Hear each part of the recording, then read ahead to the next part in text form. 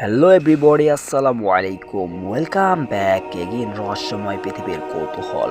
তো আবারও আপনাদের মাঝে নতুনভাবে আরও একটি কবরস্থানের ভৌতিক ঘটনা নিয়ে চলে আসলাম। তো আর দেরি কিসের, চলুন ভৌতিক ঘটনা শুনে ভয়ে ভীতি হওয়ার জন্য প্রস্তুত হয়ে যাই। তো চলুন আর বেশি কথা না বাড়িয়ে চলুন এবার ঘটনায় যাওয়া যাক। এক ছোট্ট গ্রামে ছিল একটি পুরনো কবরস্থান, যা স্থানীয়দের মধ্যে বহু বছর ধরে ভয়ের কারণ হয়ে দাঁড়িয়েছিল।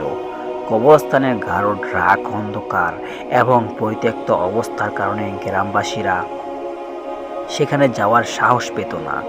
লোকমুখে শোনা যেত কবরস্থানে একটি জিন বাস করে, যা রাতের বেলা গ্রামবাসীদের উৎকণ্ঠায় ফেলত। একদিন গ্রামের যুবক রাহুল, সে সাহসী এবং একটু কৌতূহলী ছিল, সিদ্ধান্ত নিল যে সে কবরস্থানে এক রাত কাটাবে। সে বিশ্বাস করত যে সমস্ত ভূত এবং জিন কেবল কল্পনার মিথ্যা রূপ।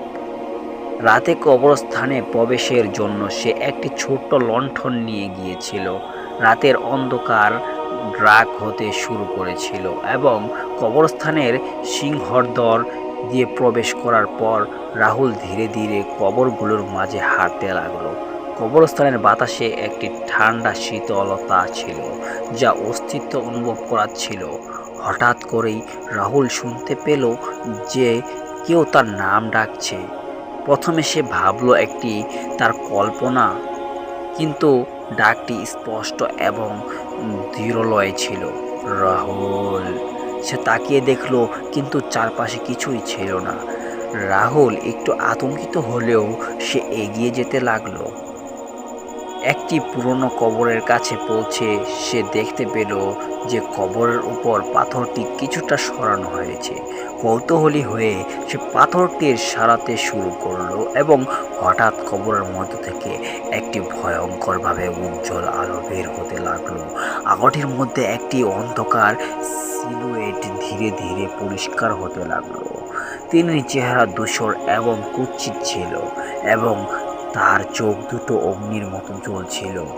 রাহুল অনুভব করল এটি কোনো সাধারণ জিন নয়, বরং এটি একটি শক্তিশালী এবং দুঃখিত আত্মা। জিনের কণ্ঠ থেকে একটি ভয়ঙ্কর গর্জন শোনা গেল, তুমি আমার শান্তি বিরক্ত করেছ, এখন তোমাকে আমার অভিশাপ ভোগ করতে হবে। রাহুলের পা যেন জমে গিয়েছিল। সে দৌড়ানোর চেষ্টা করলো। জিনের অদৃশ্য শক্তির কারণে তার পা চলছিল না।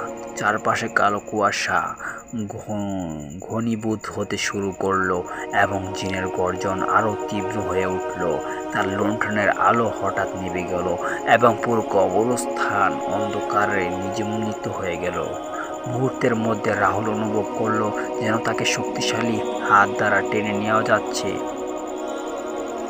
সে চেষ্টা করলো চিৎকার করতে, কিন্তু তার কণ্ঠ একেবারেই বেরোলো না।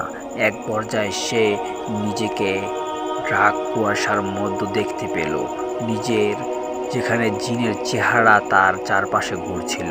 যতবার সে পালানোর চেষ্টা করলো, জিনের হাত তাকে পুনরায় টেনে নিয়ে আসছিল। কিছুক্ষণ পর কবরস্থানের প্রভাতের আলো ফুটল এবং রাহুল অচেতন অবস্থায় একটি কবরের পাশে পড়েছিল।